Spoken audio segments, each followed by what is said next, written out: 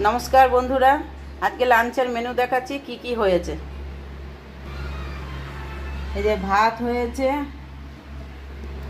উচ্ছে আলু সেদ্ধ, শাক ভাজা, ওই আপনার ডাঁটা হচ্ছে শাসনের শাক, মাছ ভাজা, ডিমের ঝোল, এখানে মাছ আছে, আর এই যে টক।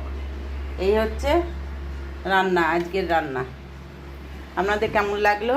যদি ভালো লেগে থাকে লাইক শেয়ার কমেন্ট করবেন। এটা হচ্ছে ইলিশ মাছের তেল, কালকের এক পিস আছে আর আজকে শুধু ভাজা হয়েছে। আপনাদের যদি ভালো লেগে থাকে লাইক শেয়ার কমেন্ট করবেন। Thank you.